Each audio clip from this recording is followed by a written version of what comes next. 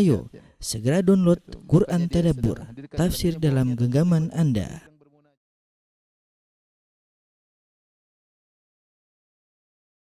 Bismillahirrahmanirrahim. Assalamualaikum warahmatullahi wabarakatuh. Alhamdulillahi ala ihsanihi wa syukru lahu ala taufiqihi wa amtinanihi wa asyhadu an la ilaha illallah wahdahu la syarika lahu ta'ziman li sya'nihi wa asyhadu anna Muhammadan abduhu wa rasuluhu da'ila ridwanihi. Allahumma shalli alaihi wa ala alihi wa ashabihi wa ikhwani.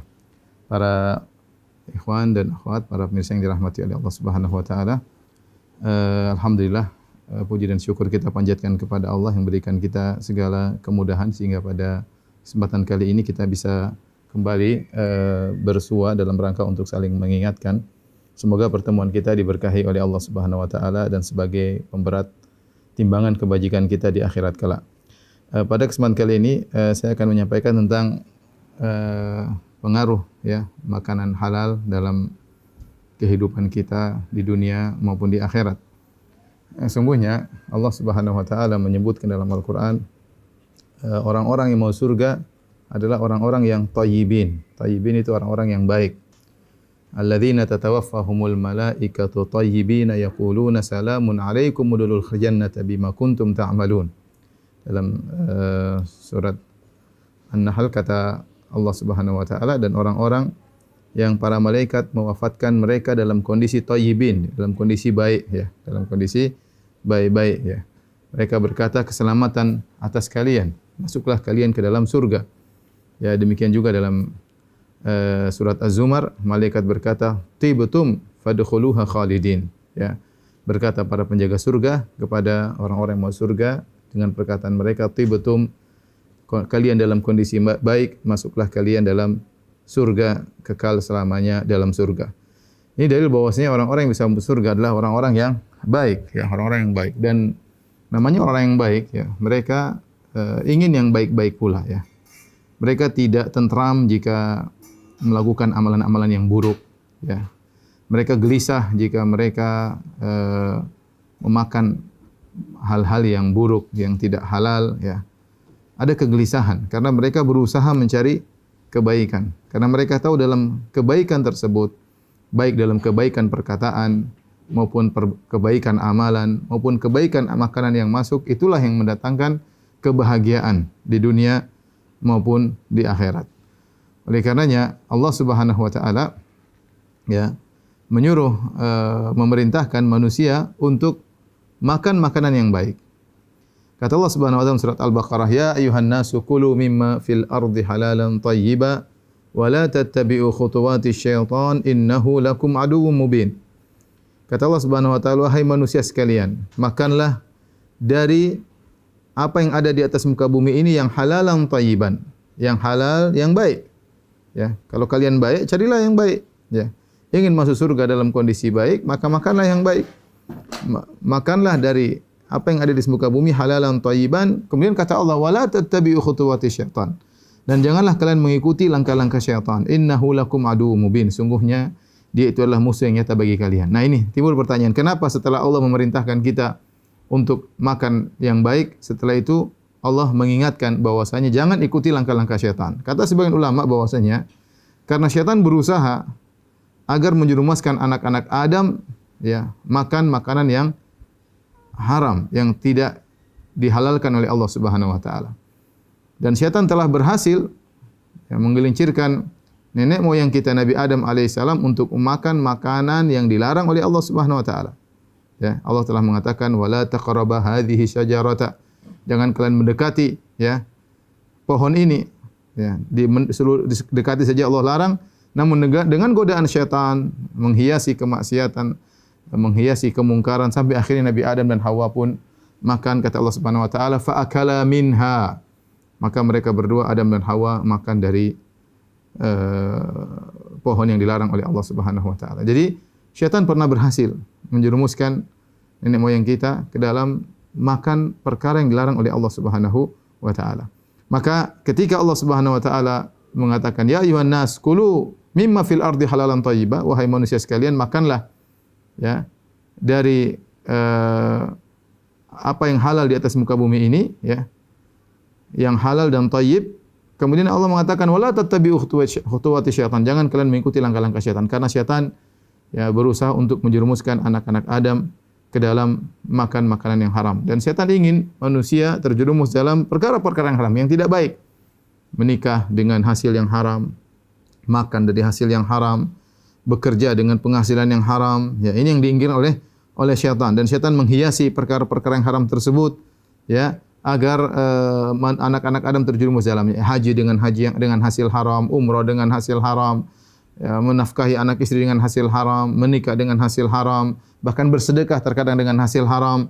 Ini yang syaitan inginkan, dan dia menyiapkan langkah-langkah wala tattabi'u khutuwati syaitan. Jangan kalian mengikuti langkah-langkah syaitan. Ya, sedikit demi sedikit seorang terbawa akhirnya terjerumus dalam praktek-praktek yang haram sehingga dia makan entah makanannya haram, entah dari hasil atau akad atau transaksi yang haram. Para pemirsa yang dirahmati Allah Subhanahu wa taala, ya. Demikian juga Allah Subhanahu wa taala berfirman dalam ayat yang lain menyuruh kita untuk makan dari hasil yang haram atau dari hasil yang halal, dari makanan yang halal. Kata Allah, ya ayyuhalladzina amanu kulu min thayyibati ma razaqnakum. Wahai orang-orang yang beriman, makanlah dari perkara-perkara yang baik, yang halal yang kami rezekikan kepada kalian. Washkuru lillahi in kuntum iyyahu ta'budun. Dan bersyukurlah kepada Allah jika kalian benar-benar beribadah kepada Allah Subhanahu wa taala. Ya, artinya Allah jelaskan bahwasanya hal-hal yang halal banyak ya dicari ya. Allah suruh kita mencari yang halal. Benar yang haram ada, tetapi yang halal banyak ya. Jangan terjebak dengan perkataan sebagian orang yang seakan-akan menggambarkan sulitnya mencari yang halal. Sampai sebagian berkata ya, jangankan yang halal, yang haram saja susah ya. Yang haram saja susah, apalagi yang halal. Sebagian orang mengatakan al-halal mahalla biyadi.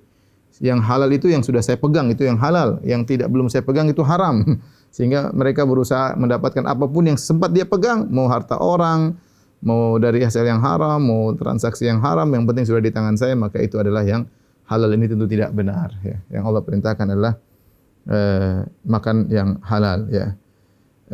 Kemudian juga Allah Subhanahu wa taala mensifati Rasulullah sallallahu alaihi wasallam telah menjelaskan mana yang baik dan mana yang buruk. Kata Allah Subhanahu wa taala, "Alladzina yattabi'una ar-rasula an-nabiyyal ummiyya alladzi yajidunahu maktuban indahum fit Taurati wal Injil, ya'muruhum bil ma'ruf wa yanhahum 'anil munkar wa yuhillu lahumut thayyibat wa yuharrimu 'alaihimul khaba'its."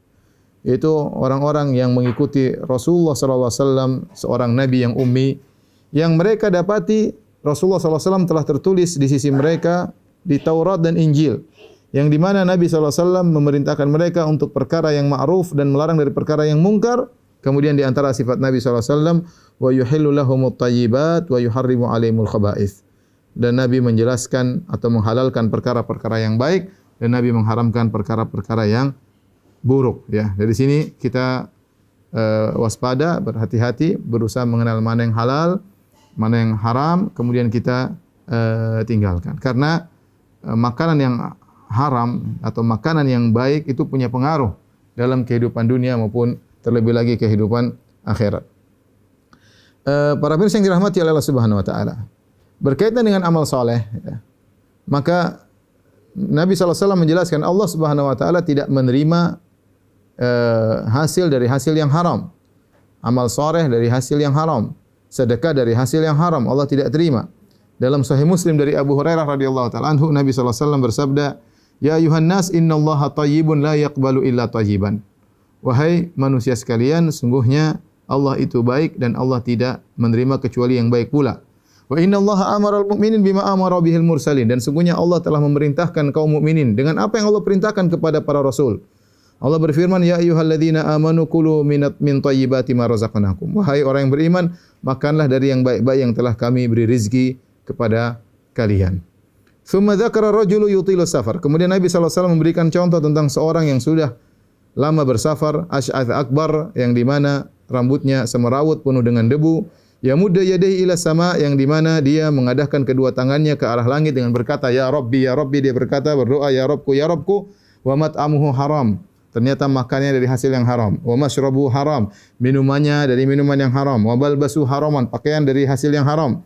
Wa ghudhiya bil haram, dan dia kenyang dari hasil yang haram. Fa anna yustajabu lidzalik, bagaimana mau dikabulkan doanya. Di sini Nabi jelaskan tentang pengaruh harta haram terhadap tidak diterimanya amal soleh. Ya. Jadi Nabi menjelaskan Allah Maha Baik dan Allah tidak terima kecuali yang baik-baik pula. Ya. Dan Allah telah memerintahkan bahwasanya orang-orang beriman hendaknya makan yang halal. Sebagaimana Allah perintahkan para rasul, bukan cuma orang beriman yang diperintahkan. Ya ayyuhar rusulu kulu minat thayyibat.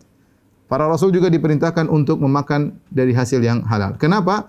Karena ya, hasil yang haram mempunyai pengaruh tidak diterimanya amal soleh. Nabi contohkan satu contoh tentang seorang yang dia bersafar dan dia telah melakukan sebab-sebab terkabulnya doa. Kata para ulama, orang ini yang dicontohkan oleh Nabi SAW yang sedang bersafar ini, dia telah melakukan banyak sebab-sebab dikabulkannya doa. Pertama, dia musafir. Dan kita tahu bahwasanya orang bersafar itu doanya dikabulkan. Kata Nabi SAW, "Thalathu da'awatin yustajabna la syakka fi dzalik, la syakka fihinna." Kata Nabi SAW, 3 doa yang pasti dikabulkan, tidak ada keraguan di dalamnya. Di antaranya da'watul musafir, doanya orang bersafar. Karena orang bersafar ini turun rahmat kepadanya dalam kondisi sulit, dia sedang jauh dari keluarga, jauh dari rumahnya, jauh dari kampungnya, ya, kemudian tidak makan yang biasa dia makan, tidak naik kendaraan yang biasa dia naik, tidak tidur di biasa tempat dia tidur, sehingga Allah berikan keringanan, rahmat Allah turun kepadanya, di antaranya doanya dikabulkan. Jadi orang ini musafir. Yang kedua, yutilu safar, sudah lama bersafar dan semakin lama dia bersafar semakin mustajab dakwah, semakin dikabulkan doanya. Kemudian yang ketiga, kondisi dia asy'atha akbar, dalam kondisi semrawut dan penuh dengan debu, jauh dari kesombongan, ya, orang artinya dia tidak necis, ya, dia tidak keren, ya, baju dia semrawut penuh dengan debu, rambutnya juga tidak sempat dia rapikan, penuh dengan debu. Ini orang yang jauh dari kesombongan, mudah untuk dikabulkan doanya. Oleh karenanya Allah bangga dengan para jamaah haji di padang Arafah di hadapan para malaikat. Kata Allah Subhanahu wa taala, "Unzuru ila ibadi haula'i ya ja'uni syu'than ghubran ushiduhum bi anni qad ushidukum bi anni qad ghafartu lahum." Kata Allah kepada para malaikat, lihatlah hamba-hambaku, mereka datang di padang Arafah dengan penuh semrawut, rambut yang semrawut penuh dengan debu, mereka meminta kepada Allah, saksikanlah aku telah mengampuni dosa-dosa mereka. Contohnya lagi Nabi SAW mengatakan, aqrabu ma yakunul abdu min rabbih wa huwa sajid. Orang paling dekat dengan Allah tatkala sedang sujud. Tatkala seorang sedang sujud, dia jauh dari kesombongan. Kenapa? Bagian tubuhnya yang dia banggakan, kepalanya sedang dia letakkan di atas tanah sambil dia berdoa, Subhana rabbiyal a'la wa bihamdi. Segala maha suci bagi Allah yang maha tinggi. Di saat itu kata Nabi SAW, ya, berdoalah, fa'aksiru doa, berdoalah, banyaklah berdoa, faqamin astajaba lakum, sangat mudah dikabulkan. Kenapa? Karena dia jauh dari kesombongan. Lihat orang ini, dia tadi musafir. Yang kedua, dia sudah lama bersafar. Yang ketiga, dia jauh dari kesombongan. Ini sebab doa dikabulkan. Kemudian yang bundu ya dia ila sama. Di antara sebab doa dikabulkan yaitu seorang mengangkat tangan kepada Allah Subhanahu wa taala. Makanya Nabi SAW terkadang mengangkat tangan tatkala terkadang sampai tinggi, sampai terlihat putih ketiak beliau alaihi salatu wassalam, ya. Bagaimana Nabi SAW berdoa kepada Allah Subhanahu wa taala dengan mengangkat kedua tangannya. Kemudian di antara sebab dikabulkannya doa, dia bertawassul dengan nama Allah ya Rabb. Dia mengatakan ya Rabbi, ya Rabbi, ya Rabbku, ya Rabbku, ya. Subhanallah, 5 sebab, ya, dia dikabulkan doa. Ya, pertama musafir, kedua safarnya lama, 3 rambutnya semrawut dan penuh dengan debu, jauh dari kesombongan. Yang keempat, dia mengadahkan kedua tangannya ke langit. Yang kelima, dia mengulang-ulangi doanya ya Rabbi, ya Rabbi. Yang keenam, dia bertawassul dengan rububiyah nama Allah Ar-Rabb.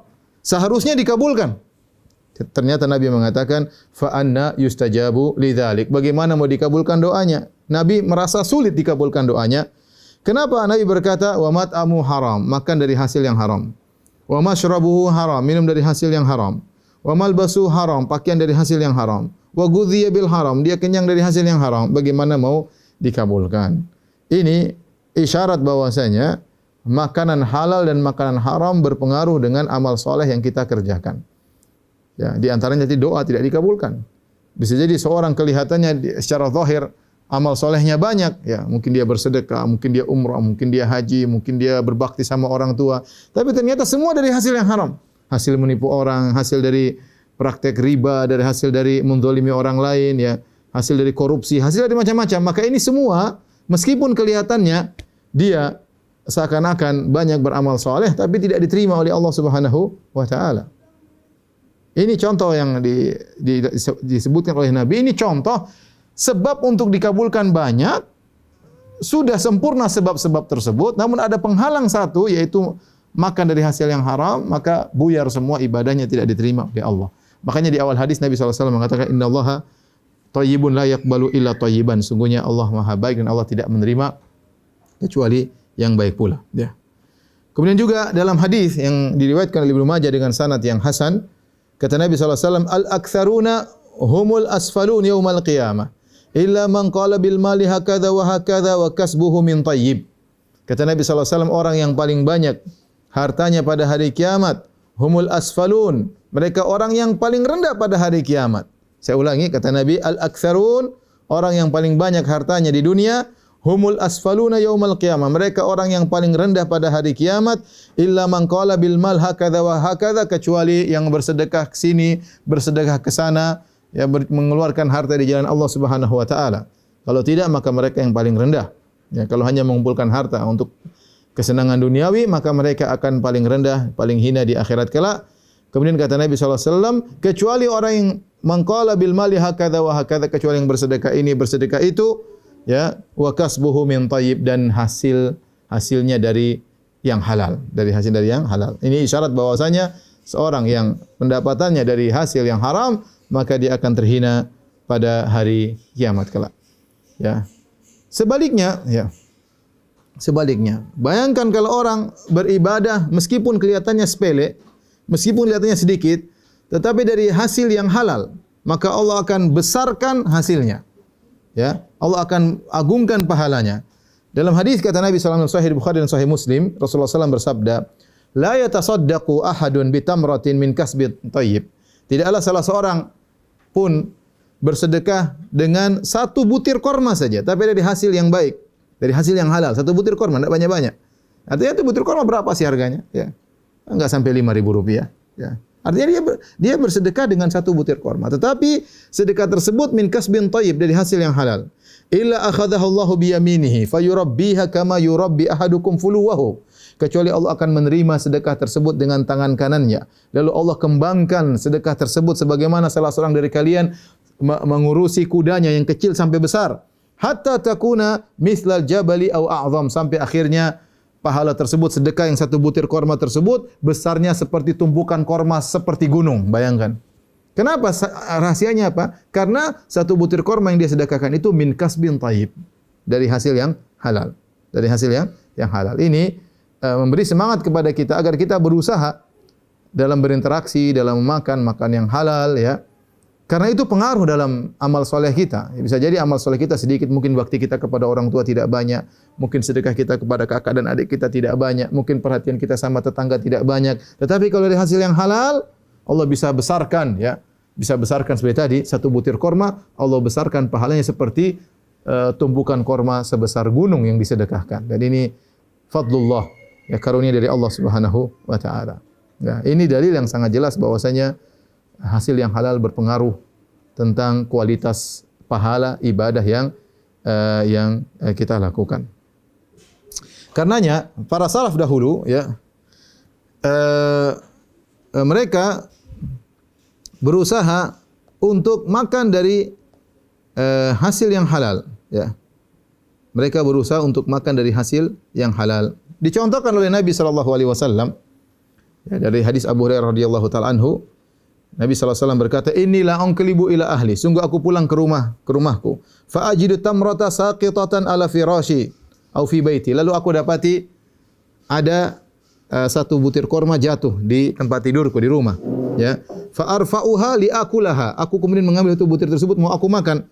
Tsumma akhsha an takuna min as-sadaqah fa ulqiha. Namun aku khawatir ternyata korma tersebut adalah korma sedekah, maka aku buang. Ya. Karena kita tahu Nabi SAW Ahlul Bait dilarang makan dari sedekah. Nah, Ahlul Bait boleh makan dari hadiah, ya, sebagaimana dalam kisah yang panjang tatkala Salman Al-Farisi untuk mengecek Rasulullah adalah seorang Rasul atau tidak, Salman Al-Farisi kasih sedekah kepada Nabi. Akhirnya Nabi SAW menyuruh para sahabat untuk makan dan Nabi tidak makan. Tetapi ketika Salman kasih hadiah, maka Nabi SAW juga ikut makan. Karena Nabi dilarang makan dari hasil sedekah. Nah, Nabi SAW suatu hari pulang ke rumah, dia dapati korma jatuh. Dan Nabi SAW tidak ingin ada kenikmatan Allah yang terbuang. Ini korma jatuh, diambil mau dimakan. Ini nikmat dari Allah, tidak dibuang-buang, tidak mubazir. Ketika Nabi mau makan, Nabi ingat, jangan-jangan ini harta sedekah, maka Nabi tidak jadi makan. Dalam riwayat yang lain, Nabi SAW berjalan, menuju jalan, ya, kemudian wajada tamratan bitariq. Nabi mendapati sebutir korma di jalan. Jatuh, Nabi ambil. Kemudian Nabi ingin makan, tidak jadi. Nabi khawatir ini korma sedekah. Ya. Korma sedekah sehingga Nabi tidak mau masukkan ke dalam mulutnya. Beliau tidak ingin dalam perutnya ada hasil yang haram. Ya. Demikian juga hasil yang syubhat yang diragukan. Jangankan yang haram, yang syubhat saja Nabi tinggalkan. Demikian juga ya, Imam Al-Bukhari meriwayatkan dari Aisyah radhiyallahu taala anha, ya. Bahwasanya Abu Bakar radhiyallahu anhu, bapaknya Abu Bakar radhiyallahu anhu memiliki seorang budak yang dia bekerja untuk Abu Bakar, kemudian hasilnya diberikan kepada Abu Bakar. Zaman dulu orang punya budak dan budaknya bekerja, nanti hasilnya diberikan kepada majikannya. Ya, dan Abu Bakar radhiyallahu anhu makan dari hasil kerja budaknya tersebut. Maka suatu hari budaknya datang membawa satu makanan, fa akala minhu Abu Bakar, maka Abu Bakar pun makan dari hasil dari budak tersebut. Tiba-tiba sang budak berkata setelah Abu Bakar makan, "Atadri ma hadza?" Tahukah Anda wahai Abu Bakar apa yang kau makan tersebut? Faqala Abu Bakar, "Ma huwa?" Apa itu? Maka sang budak berkata, "Qala kuntu takahantu li insanin fil jahiliyah wa ma uhsinul kahana." Dulu zaman jahiliyah sebelum Islam, aku pernah pura-pura jadi dukun, padahal aku tidak bisa praktek dukun, cuma bohongin orang. Ya, aku pernah pura-pura praktek dukun kepada seseorang fil jahiliyah, di zaman jahiliyah. Anni akhada'tuhu, aku menipunya padahal aku tidak bisa praktek dukun. Falaqiyani fa'atani bidzalik. Ya, kemudian sekarang dia ketemu saya orang tersebut dan dia kasih aku upah mungkin ya, atau terima kasih atau tanda jasa. Maka itu tadi makanan yang saya bawa, yang Anda makan wahai Abu Bakar. Fa hadzal ladzi akalta minhu, itu tadi yang dia kasih, itu yang kau makan. Maka apa yang dilakukan oleh Abu Bakar radhiyallahu anhu? Fa adkhala Abu Bakrin yadahu, maka beliau masukkan tangannya ke dalam mulutnya. Kemudian dia korek-korek, faqa'a kulla syai'in fi batnihi, maka dia muntahkan seluruh isi perutnya. Nah, beliau tidak mau makan dari hasil ya, ini hasil pemberian diragukan karena ini budaknya di zaman dahulu jahiliyah, di zaman jahiliyah pernah bohongin orang tersebut. Mungkin kebohongannya berhasil. Nah, orang itu rasa terima kasih, belakangan dia kasih hadiah. Di zaman Islam, kasih hadiah dibawalah. Ya, ini sebenarnya kalau kita bilang haram mutlak juga enggak, ya. Tetapi Abu Bakar, jadi kita tahu kasusnya. Kasusnya ini budak di zaman jahiliyah sudah lama pernah bohongin orang. Pura-pura praktek dukun. Rupanya mungkin orang tersebut gara-gara tipuan tersebut ternyata berhasil. Kemudian setelah bertahun-tahun berikutnya setelah budak ini masuk Islam, maka ketemu orang tersebut kasih hadiah berupa makanan. Ya. Apakah kaitannya dengan dulu atau tidak? Intinya hadiah tersebut kemudian dibawakan kepada Abu Bakar makan. Ya. Kalau kita bilang haram juga susah. Ya, tetapi Abu Bakar tahu ini syubhat, maka dia pun masukkan tangannya, dia korek-korek lehernya sampai akhirnya dia muntahkan. Kemudian dalam satu riwayat Abu Bakar berkata, "Wallahi law lam takhruj illa ma'a nafsi la akhrajtuha." Seandainya itu makanan tidak keluar dari perutku kecuali sampai nyawaku juga keluar, aku akan keluarkan meskipun bersama dengan nyawaku. Artinya Abu Bakar tidak ridho sama sekali ada yang haram masuk dalam perutnya. Inilah praktek para salaf, ya. Ya. Kita juga dengar tentang kisah siapa? Kisah Al-Mubarak. Al-Mubarak adalah ayah dari Ibnul Mubarak, ya, yang terkenal Abdullah Ibnul Mubarak, ya. Al-Hanzali. Al-Hanzali, ya. Abdullah Ibnul Mubarak Al-Hanzali seorang ahli hadis, ya. Yang dia adalah seorang ulama yang jarang seperti dia, ya. Kenapa? Kata para ulama karena terkumpul kepada dia berbagai macam kebaikan. Ya, dia adalah seorang mujahid, seorang alim ulama, seorang ahli hadis, seorang yang sangat dermawan. Dan ini jarang terkumpul seperti ini. Ada orang alim, tapi mungkin dia ahli ibadah, tapi dia bukan ahli hadis. Ya, mungkin dia ahli hadis, tapi mungkin ibadahnya kurang. Mungkin dia orang ulama, tapi dia bukan mujahid. Mungkin dia ulama, mungkin dia mujahid, tapi dia miskin, tidak kaya raya. Ibnu Mubarak lengkap. Dan ini jarang ada ulama seperti dia. Inilah Abdullah Ibnu Mubarak. Saya katakan tadi apa? Dia seorang yang kaya raya, sangat rajin bersedekah. Di samping itu ternyata dia hidupnya zuhud. Di samping itu ternyata dia seorang alim. Di samping itu ternyata dia ahli ibadah. Ya. Di samping itu ya, dia ternyata sangat rajin bersedekah. Terkumpul banyak kemuliaan pada Abdullah Ibnu Mubarak. Siapakah bapaknya Al-Mubarak? Abdullah bin Al-Mubarak. Bapaknya Al-Mubarak dahulu adalah seorang budak ya. Kalau ada yang mengatakan dari Turki ya, dia budak ya. Namun dia dibebaskan oleh majikannya. Bagaimana ceritanya kok bisa dia dibebaskan oleh majikannya? Ya. Intinya mohon maaf, dia dibebaskan oleh majikannya ya, kemudian dia bekerja sebagai seorang pekerja di seorang pemilik kebun ya. Darinya budak, kemudian dia bebas, kemudian dia bekerja di seorang pemilik kebun. Maka suatu hari pemilik kebun datang bersama teman-temannya dalam pergi ke kebunnya. Di situ ada Al-Mubarak, bapaknya Ibnu Mubarak sedang bekerja. Kemudian sang pemilik kebun berkata kepada Al-Mubarak, "Itina bi rumanin hullu." Kata dia, "Datangkanlah kepada kami, bawakan kepada kami delima-delima yang manis." Maka dia pun mengambil beberapa delima. Dibawakan, diberikan kepada pemilik kebun dan teman-temannya. Ya. Kemudian di antara delima-delima tersebut ternyata ada yang kecut dan ada yang rusak.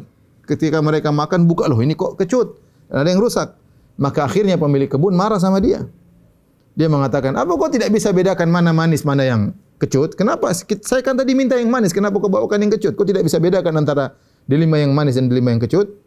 Maka Al-Mubarak berkata, "Anta ma adzinta li an akula hatta a'rifal hulla minal hamid." Engkau belum izinkan aku untuk makan dari buah delima, sehingga aku tidak bisa bedakan mana yang manis dan mana yang kecut.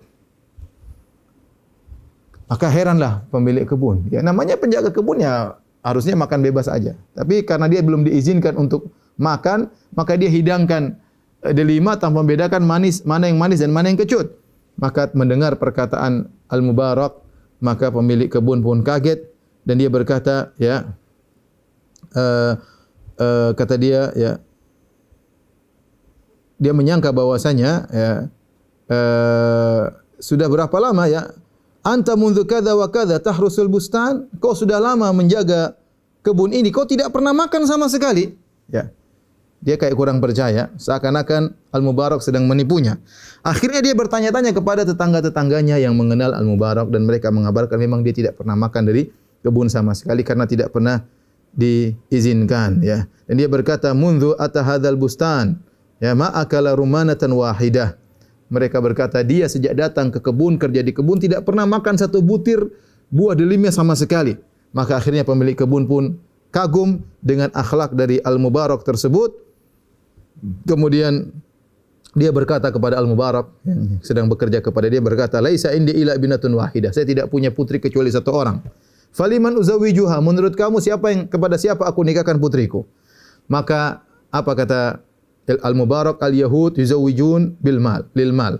Adapun orang-orang Yahudi mereka menikah karena harta.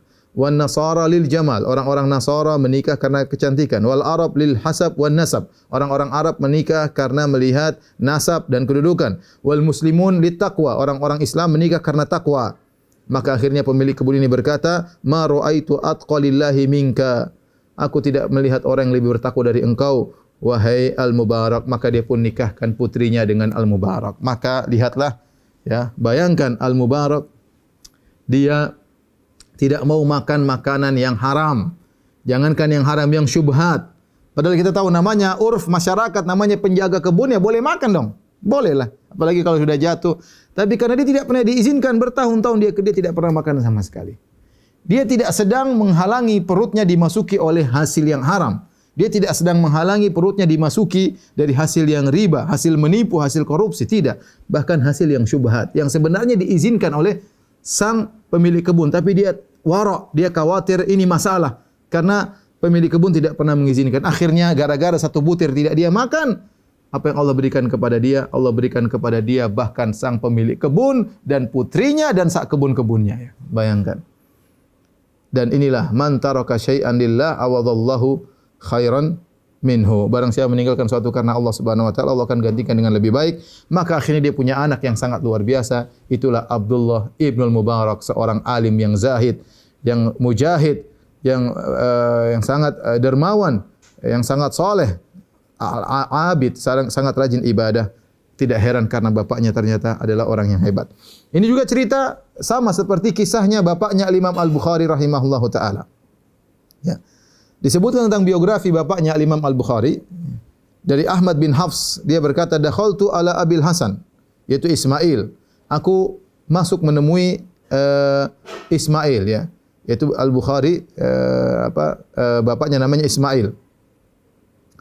Kemudian tatkala dia hendak meninggal dunia, jadi dijenguk tatkala akan meninggal dunia. Kemudian apa kata bapaknya Imam Al-Bukhari? La a'lamu min mali dirhaman min haramin wala dirhaman min syubhatin. Aku sama sekali tidak tahu di antara hartaku ada satu dirham pun yang dari hasil haram. Jangankan dari hasil yang haram, tidak ada satu dirham pun dari hasil yang syubhat. Artinya seakan-akan dia berkata tidak ada, kalau bahasa kita, tidak ada saya dapati 1000 perak pun yang aku miliki dari hasil yang haram. Tidak ada aku miliki 1000 pun rupiah pun dari hasil yang syubhat. Bayangkan luar biasa dia menjaga makanannya, tidak boleh ada yang haram, bahkan tidak ada yang boleh yang syubhat. Inilah bapaknya Imam Al-Bukhari, maka lihat bagaimana hasilnya anaknya. Anaknya Al-Imam Al-Bukhari, Imam Ahlul Hadis yang menciptakan atau membuat karya tulis yang sangat luar biasa, Sahih Al-Bukhari yang disebut dengan Ashahul Kutub Ba'dal Quran, yaitu kitab yang paling sahih, yang paling valid setelah Al-Quranul Karim. Demikian juga kisah dari Majma' atau Mujamma' bin Sam'an rahimahullah. Ya, Ibnul Jauzi bercerita tentang orang ini. Orang saleh ini datang ke pasar sambil menjual kambing. Dia jual kambing. Subhanallah, setiap ada orang yang beli kambing dari dia berkata, "Yukhayyalu ilayya anna fi labaniha muluha." Setahu saya, kayaknya dia jelasin, kayaknya ini susu perahan dari kambing yang saya jual ini agak asin-asin, itu kurang tidak segar. Ya. Setiap ada yang mau beli, dia kasih tahu. Ya. Subhanallah. Jujur luar biasa. Ya. Bukan menjual barang dengan menutupi aibnya, dengan berbohong. Ya. Ini orang-orang saleh yang tidak ingin makan dari hasil yang haram. Tidak ingin makan dari hasil menipu seorang pun. Tidak ingin makan dari hasil mengelabui orang lain. Oleh karena dalam satu hadis Nabi SAW bersabda, "Wa in sadaqa wa bayyana burika fi bai'ihima." Kalau mereka berdua pelaku transaksi jujur dan menjelaskan tentang keburukan-keburukan aib barang, maka akan diberkahi hasil jual belinya. Wa in kadzaba wa katama, namun jika mereka berdua bohong, wa katama dan menyembunyikan aib-aib barang, muhiqat barakatu bai'ihima, maka akan dihapuskan keberkahan penjual beli tersebut. Dihapuskan keberkahan maksudnya apa? Meskipun hasilnya banyak. Orang sekarang jual mobil. Sudah dia pakai mobil 3 tahun, kemudian dijual. Dia tutup-tutupi. Gimana? Oh, mobil bagus. Masuk ke bengkel bagus. Padahal dia tahu ada aibnya. Ya tidak semua ahli bengkel tahu tentang aib mobil tersebut. Dia tahu, dia tutupi. Silakan kau periksa. Kalau ada cacat, ya terserah kamu periksa. Ya. Namanya orang beda dengan pemilik sendiri. Pemilik sendiri terkadang tahu bagian cacat-cacatnya yang tidak diketahui oleh penjual, tidak tahu oleh pembeli, dan tidak diketahui oleh pemilik bengkel. Dia sembunyikan. Benar, dia dapat harta yang banyak, tetapi tidak berkah, dihapus keberkahannya oleh Allah Subhanahu wa taala. Akan berpengaruh dalam kehidupannya, akan berpengaruh dalam kebahagiaannya, akan berpengaruh dalam akhlak dirinya, akhlak istrinya mungkin akhlak anaknya. Akan berpengaruh dengan kebahagiaannya. Makan haram itu berpengaruh tentang semangat seorang beribadah. Akan berpengaruh dengan kemalasan dia untuk bangun salat subuh. Akan berpengaruh kepada dia dalam malasnya dia bangun untuk salat malam. Akan berpengaruh kepada dia untuk pelit. Semua pengaruh dari hasil yang haram. Kenapa dia zalimi orang? Dia tipu orang. Kan sebagian orang, kalau dulu saya waktu misalnya saya mau beli di ada pasar ya, misalnya di Arab sana ada pasar mobil bekas. Maka sebagian kawan bilang, "Ya Firanda, kalau kau beli mobil di sana sudah, jangan kau percaya siapapun. Ya meskipun jenggotnya panjang, jangan percaya. Harus cek, benar-benar cek. Karena namanya setan banyak di pasar. Ya. Kadang orang benar, kadang orang bohong. Ya. Kita saja merasakan, kita kalau mau jual barang, kita maunya misalnya harga barang mobil 200 juta. Kita tahu kalau kita sebut aib ini jadi turun 150 juta. Ya kita berusaha sembunyikan. Ya waliyadzubillah, ya setan menggelitiki, sudah jangan dibilangin. Karena kalau kita bilang langsung 200 juta jadi 150 juta, 50 juta banyak ini, bisa buat jalan-jalan, bisa buat makan-makan. Akhirnya kita pura-pura dengan cara bagaimana, dengan cara halus kita tutupi aib tersebut supaya harga barang naik. Benar, kita dapat untung 50 juta lebih, tetapi apa yang terjadi itu berpengaruh dalam kehidupan kita, berpengaruh dalam kehidupan anak-anak kita, kemalasan kita dalam beribadah, semangat kita dalam bermaksiat, semua dari apa? Dari hasil haram yang kita sikat tersebut. Lihatlah tadi bagaimana seorang ulama tadi jual kambing, maka dia jelaskan tentang keburukan kambing tersebut, ya. Oleh karenanya para pemirsa yang dirahmati oleh Allah Subhanahu wa taala, kita sekarang hidup di zaman yang memang kita harus akui banyak syubhat, ya, banyak transaksi yang syubhat, ya. Maka seorang waspada, ya. Waspada, ya. Kalaupun dia ternyata harus terjerumus dalam syubhat, maka hendaknya dia banyak bersedekah. Dengan sedekah tersebut akan membersihkan kotoran-kotoran yang mungkin dia dapati dari hasil-hasil transaksi yang kurang beres, ya. Dan dia banyak istighfar kepada Allah Subhanahu wa taala. Jangan lupa membersihkan hartanya dengan zakat, dengan banyak sedekah, itu akan bantu membersihkan hartanya dari perkara-perkara yang memberatkan dia pada hari kiamat kelak. Ini saja yang mungkin bisa saya sampaikan para pemirsa yang dirahmati Allah Subhanahu wa taala. Semoga Allah memudahkan kita untuk selalu makan dari hasil yang halal, ya, makan dari makanan yang halal sehingga akan berpengaruh dalam kebaikan dalam kehidupan kita di dunia, terlebih lagi di akhirat. Wallahu taala a'lam bishawab. Kalau ada yang bertanya saya persilahkan. Jazakallahu khairan Ustaz. Alhamdulillah tausiahnya luar biasa sekali. Ini ternyata makanan halal ini sangat berdampak ya Ustaz pada aktivitas selanjutnya. Ini pertanyaan sudah banyak, mungkin saya bacakan Ustaz yang agak panjang. Yang pertama dan saya singkat. Mbak Bu Fitri yang menanyakan ada satu hadis Ustaz, wahai saat dan seterusnya. Lalu kalau kita makan makanan haram itu maka tidak akan terima amal banyak selama 40 hari. Dan siapa saja yang dagingnya tumbuh dari tidak halal dan hasil riba, maka neraka lebih pantas untuknya. Hadis riwayat Tabrani. Pertanyaannya, hadis ini sangat populer disampaikan pada event-event program Talk Halal. Apakah hadis ini hadis dhaif? Pertanyaan pertama. Hadis itu masyhur, wallahu alam bisawab. Ayu lahmin nabata an syuhtin fannaru aula bihi. Setahu saya hadisnya sering memang dibawakan oleh para ulama. Adapun apakah kederajatnya sahih atau tidak saya belum cek, ya.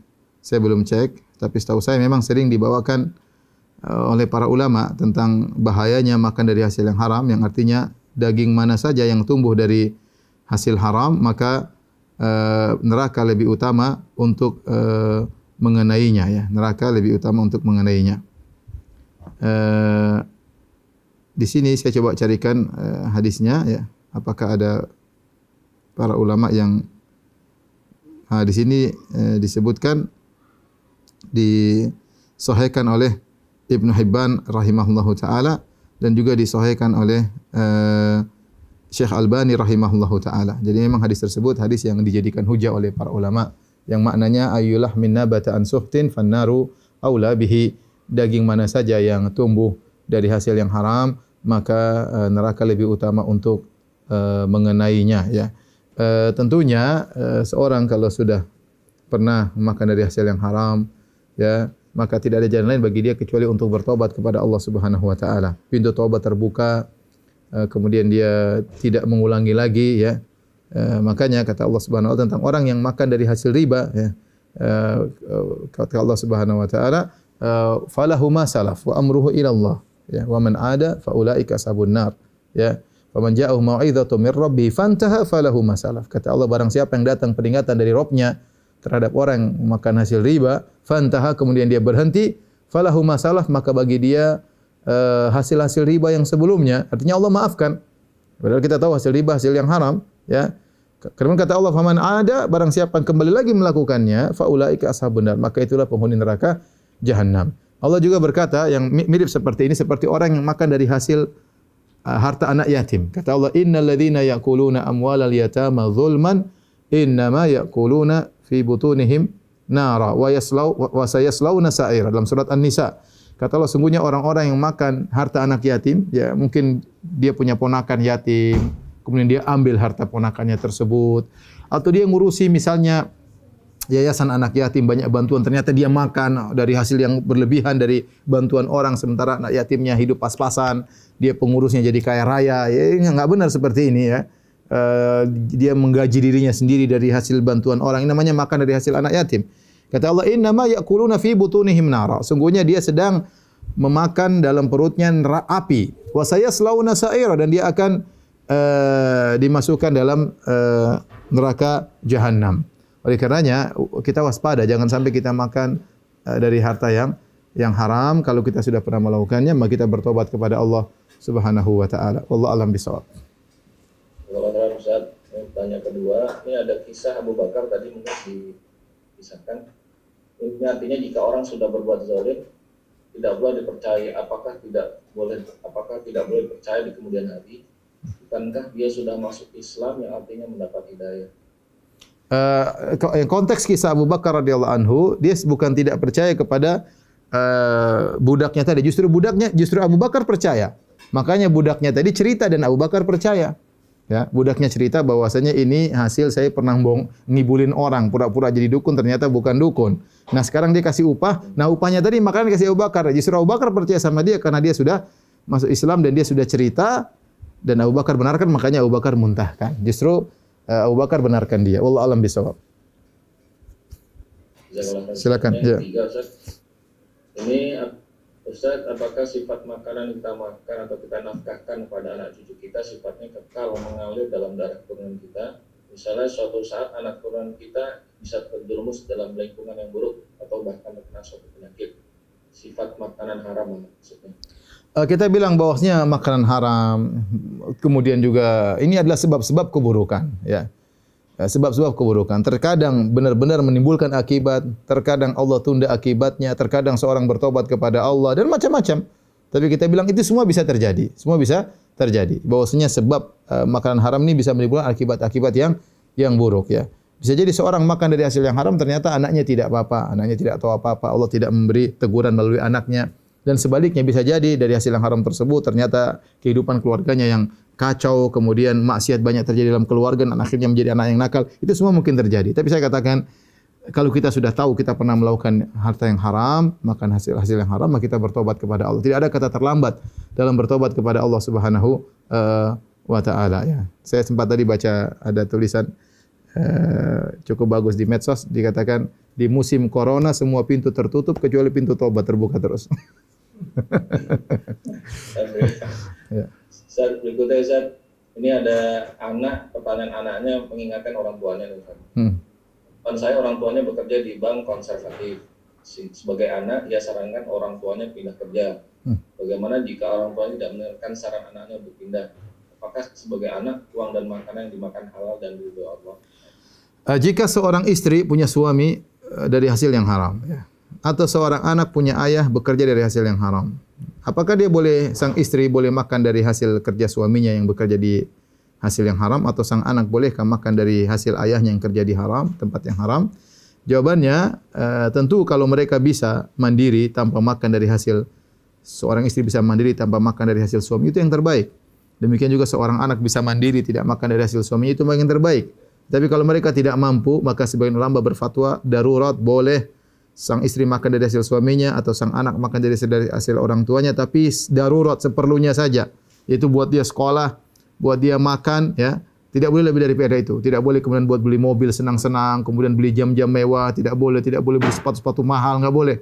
Karena itu hukum asalnya haram, maka dia boleh menggunakan sekedar darurat kebutuhan primer saja, dan kaidah mengatakan ad-daruratu tuqaddaru biqadariha, bahwasanya darurat itu boleh dipakai sesuai dengan kadar yang seperlunya saja. Sama seperti seorang misalnya di tengah jalan kemudian kelaparan, tidak ada makanan kecuali daging babi, maka illa mutrirtum alaih, maka boleh makan daging babi, tapi jangan sampai kekenyangan, apalagi gelegean, apalagi dijadikan dendeng dibawa pulang, itu enggak boleh. Cukup makan secukupnya saja untuk menghilangkan kelaparan yang bisa membuat dia meninggal dunia. Jadi maksud saya, silakan kalau memang dia sudah nasihat, tugas dia nasihat itu bentuk berbakti kepada orang tua. Jadi saya ingatkan kepada anak ini, terus nasihati orang tuanya. Orang tuanya terima atau tidak terima, pertama nasihat dengan cara yang baik.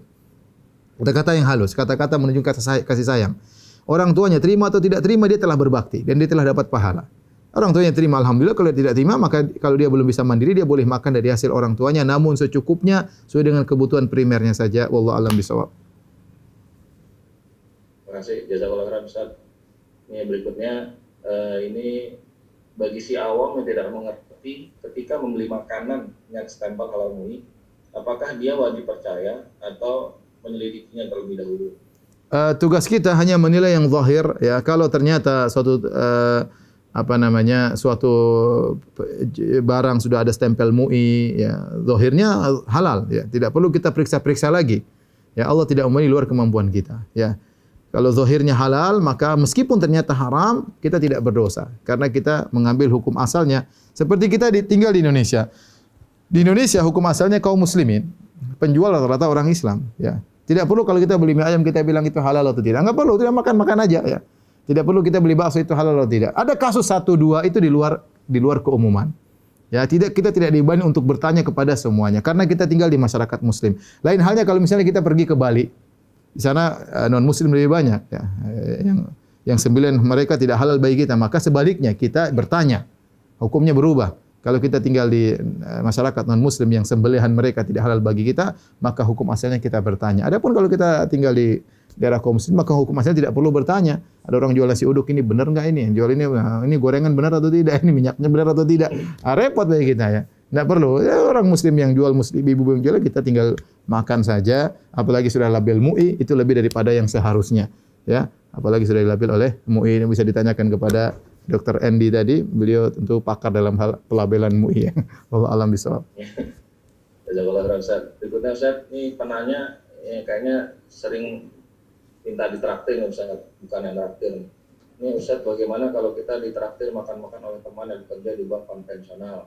Bagaimana dengan kehalalan makanan yang kita makan? Darurat kan ditraktir, kalau enggak darurat. Jadi emang ada khilaf tentang. Ya, jadi ada khilaf tentang, jadi begini. Ada orang punya penghasilan murni haram, ada orang punya penghasilan campur. Misalnya dia kerja di riba dan dia juga punya toko, ya. Toko hasil halal, ya. Dia jualan, dia punya minimarket, tapi dia juga kerja di riba misalnya. Nah, orang seperti namanya hasil kerjanya campur baur.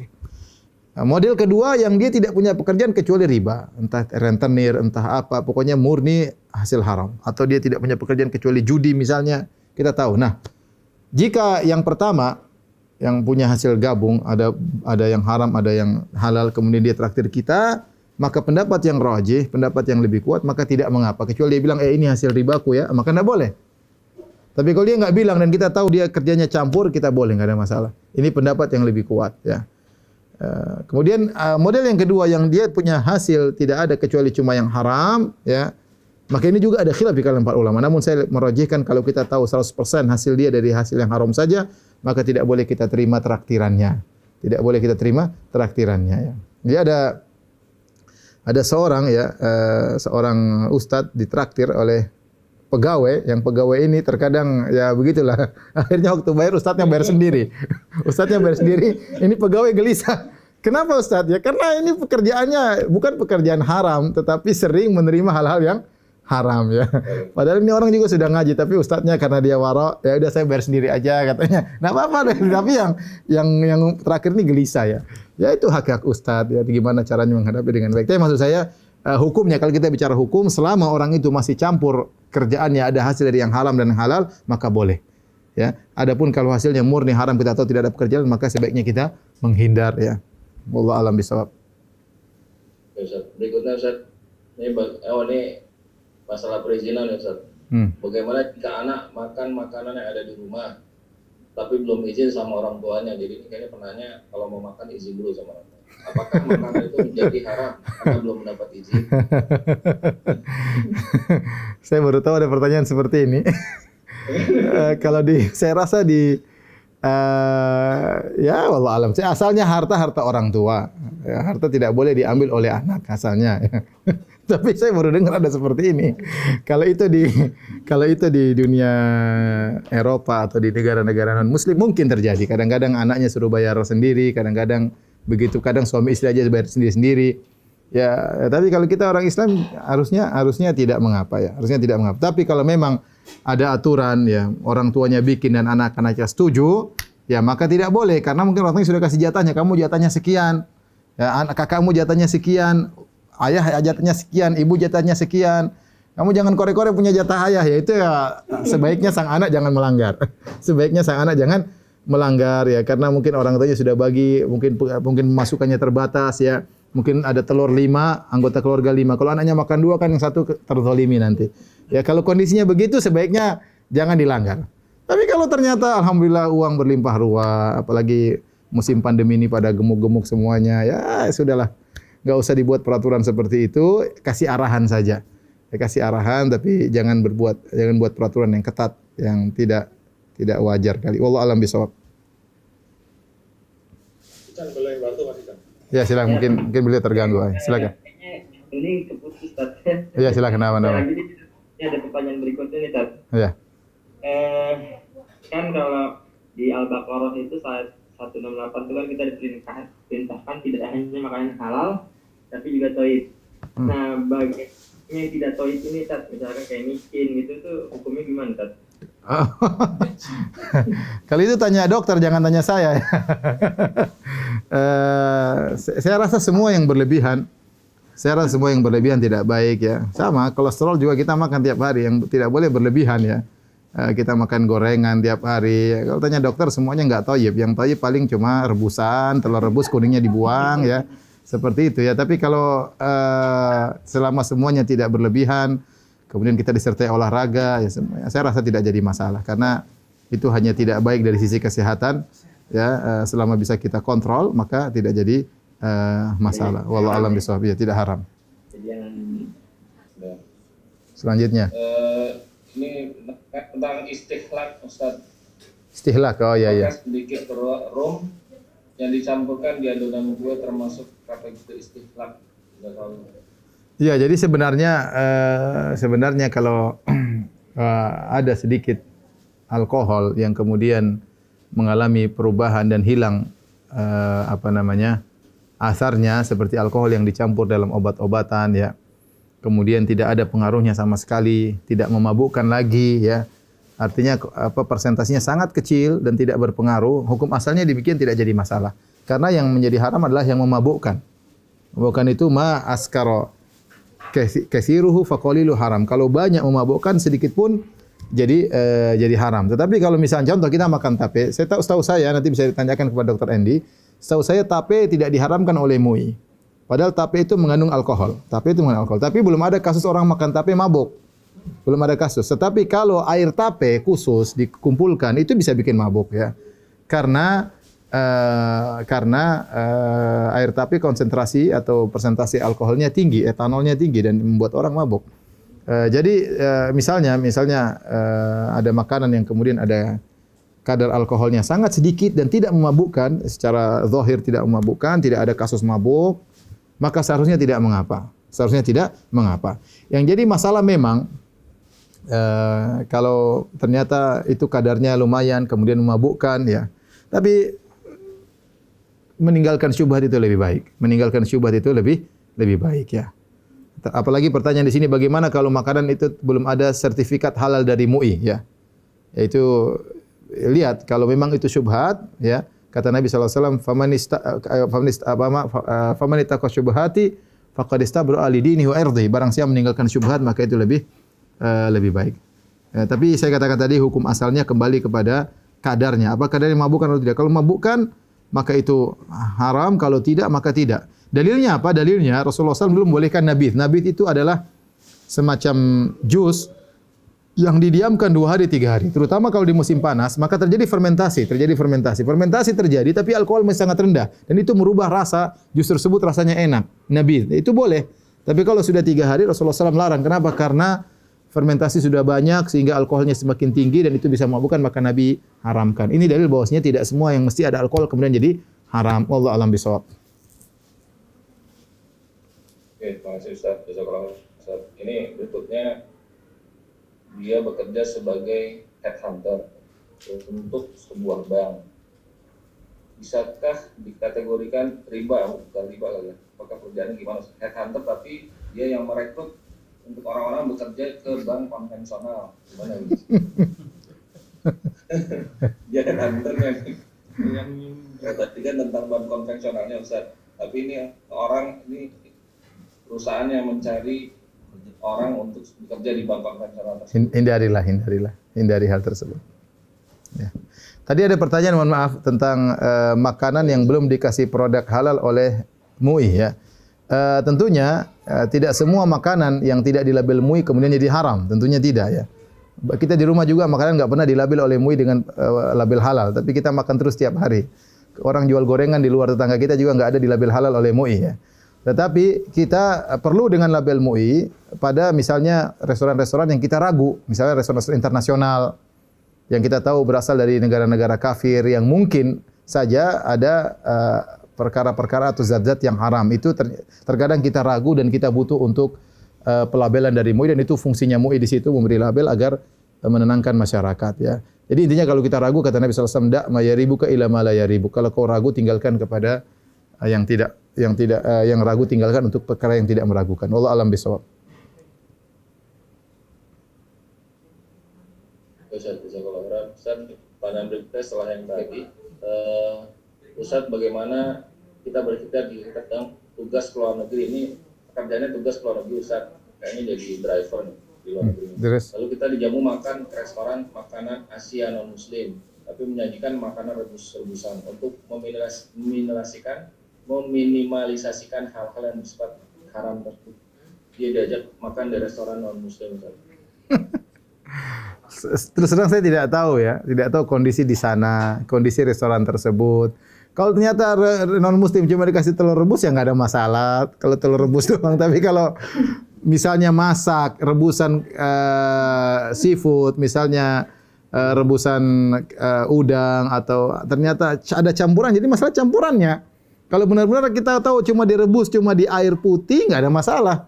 Tinggal makan saja ya. Tapi kalau ada campurannya, sausnya, ini kadang-kadang kita jadi pertanyaan. Karena kita bukan di negara Islam. Kalau kita di Islam hukum asalnya halal. Tapi kalau kita di negara yang non-muslim yang sembelihan mereka tidak halal, maka ini perlu dipertanyakan. Apalagi kita tahu mereka sering makan misalnya anjing dan babi dan yang lainnya, maka kita waspada saja, hati-hati ya. Kecuali kita yakin halal baru kita makan. Kalau enggak, kita hindari ya. Wallahu a'lam. Kalau enggak, kita datang ke sana minta nasi, kita bawa ikan nasi, ini udah makan bagi ikan nasi, nasinya aja kita makan dari mereka. Iya, bawa abon kali Ustaz. Ah ya, kira-kira begitulah. Pertanyaan ini soal alkohol, non alkohol. Ini yang terakhir insyaallah, ini pertanyaan terakhir ya. Pertanyaan terakhir. Ada dua lagi, Ustaz. Oh ya, enggak apa, silakan. Dua lagi. Silakan. Yang pertama, apakah ada ukurannya tentang alkohol dan sehingga bisa ukurannya wallahu alam bisawab, kembali kepada uruf ya. Bagaimana ya, kalau ini mungkin yang lebih pakar adalah para dokter ya. Tapi intinya Nabi mengatakan yang kalau banyak memabukkan maka sedikit pun menjadi haram. Kalau misalnya ada minuman alkohol ternyata 1% diminum banyak memabukkan, maka tidak boleh ya. Tapi ada makanan seperti buah-buahan yang ada alkoholnya tapi tidak memabukkan, maka itu tidak mengapa dimakan ya. Jadi lihat kepada urf, bagaimana orang ini barang bikin mabuk enggak. Kalau orang banyak mabuk dengan barang ini, maka sedikit pun tidak boleh. Tapi kalau ada seperti tape yang orang tidak mabuk dengan tape, meskipun ada alkoholnya, maka insya Allah tidak jadi masalah. Ya, adapun kadarnya, wallahu alam bisawab, saya tidak tahu ya. Baik, selanjutnya. Ayo, Ustaz. Silakan Bu. Ini tentang puasa Syawal, dia apakah harus Syawalan dulu atau bayar utang puasa dulu, Ustaz? Pendapat yang saya pilih bahwasanya boleh puasa Syawal dulu meskipun qada Ramadannya ditunda. Ini pendapat dari sebagian ulama Syafi'iyah dan saya punya tulisan tentang masalah ini. Jadi yang lebih rajih bahwasanya boleh mendahulukan puasa Syawal sebelum mengqada bulan Ramadan. Di antara dalilnya adalah Aisyah radhiyallahu taala anha, beliau tidak bisa mengqada Ramadan kecuali di bulan Sya'ban, yaitu menjelang Ramadan berikutnya. Dan kita tahu namanya Aisyah, beliau pasti melakukan puasa-puasa sunnah. Berarti dalil bahwasanya boleh seorang mendahulukan puasa sunnah sebelum mengqada puasa Ramadan ya. Jadi enggak ada masalah ya. Oleh karenanya para ibu-ibu terutama yang kemudian biasanya utangnya banyak ya karena datang bulan dan yang lainnya atau safar, maka mereka boleh boleh puasa Syawal dulu sebelum mengqada Ramadan. Demikian kurang lebihnya, saya mohon maaf kepada para ikhwan dan akhwat, bapak dan ibu yang rahmatillah subhanahu wa taala. Semoga antum semua diberkahi oleh Allah Subhanahu wa taala dan semoga selalu semangat menuntut ilmu untuk menambah ketakwaan kita dan menghilangkan kejahilan kita sedikit demi sedikit. Kurang lebihnya saya mohon maaf. Subhanakallah bihamdik asyhadu an la ilaha illa anta astaghfiruka wa atubu ilaik. Assalamualaikum warahmatullahi wabarakatuh.